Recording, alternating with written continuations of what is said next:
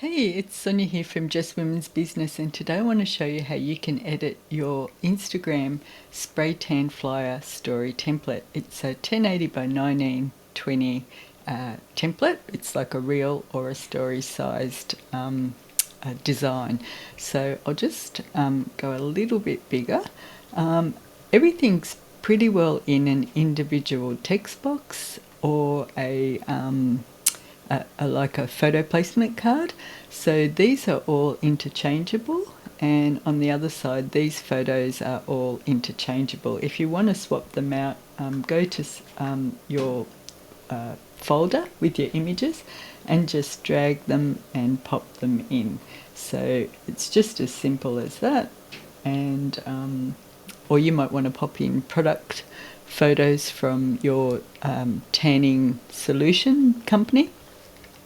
I'll just pop that one in. That's as simple as it is. These are all the same, so you can just drag and drop. These are just text boxes which you can edit. So obviously you double click, and I might have ABC Tanning Studio. Whatever your studio is, same for here. This has been grouped, so just to keep them all together and aligned. So just ungroup, and if you want to edit them, I'll just make them. You just once they're ungrouped, you just double click on it, type over the top whatever new timers, or if you want to make them full on uppercase, you just click the icon up here, the big A, little a, and that makes it the full caps. These are all just separate text boxes as well. These are just lines. If you don't want them, you can drag them out. But to get those, you just press L on your keyboard. And if you go to the line icon, it's popped in at 4. So I like to put it at 1. And I always like to hit the Shift key when I'm shortening a line and just drag it down. And if I want to make it straight, I always keep holding the Shift key, because sometimes it likes to click onto other elements in your design. Sorry. All right, it might be a bit bigger than the original one there. These, if I move this is just a circle. So to get that, you just tap C. Whoops, on done C and B. Tap C on the keyboard. And as you drag it down, I'll just try and see if I can get it the same size. Might be just a bit bigger. And then pop the photo on top, but it's gone behind. So go to your position tool, press forward, and it'll pop it in front. If they're a little bit skew, just hit the photo, hit your Shift key, hit the circle at the back, and go to position and go center and middle. But it obviously was in the middle, it just needed centering. This one's just a little bit wider than the original one, so I'll do it again. Hit Shift, group them, go position, middle, center. And you can change those as well, just going to the color swatch, whatever you like to change it to. Pop on over to the back now, and there's a few things to edit here. There's like graphic icons, which you'll find in your Elements tab, a QR code, some leaf, and these are just other icons I've created myself. So I'll pop onto the leaf graphic. It's been the transparency has been dropped down to 26. If you take it up to 100, it's quite vibrant.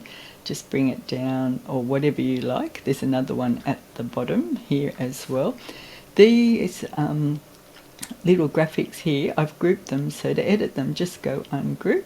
And you'll notice when you highlight them, the color swatches come up, so you can change them to whatever color you like. So I might go pink and black. These ones are just little graphics. If you go or pick this one, go ungroup, it's just a star from the Elements graphic library, and the back is just a circle, so it's the same. You just type C on the keyboard to get your circle. So I'll get rid of that. So delete it. And to center them again, you just click on the star, hit shift, click on the circle, go to your position key, go center middle, and then if you want to group them, then it stays together so they don't come apart when you move. So now we want to edit the QR code. So you'll notice this QR code has been colored in a brown rather than the traditional black and white. So to get your QR code up, I'll just delete this one, and we will go down to apps, and if QR code doesn't come up, you just type in QR code.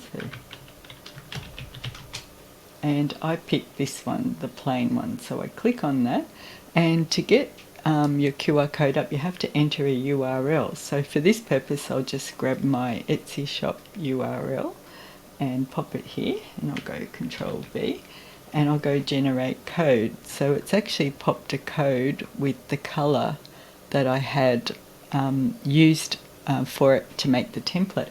But if you want to change the color, all you have to do is highlight it, click the drop down arrow to customize, and you can change the color. So I might want to make it a hot pink, and we'll go update code, customize foreground.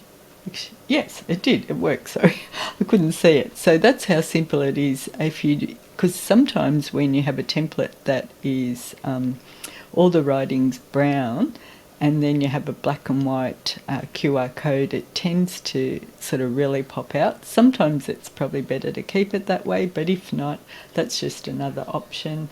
You might want to make it a brownie or a black, and we'll go update code, and it'll take it to black. So I hope that's helped you edit your template in Canva, and if you have any issues, don't hesitate to contact me via Etsy.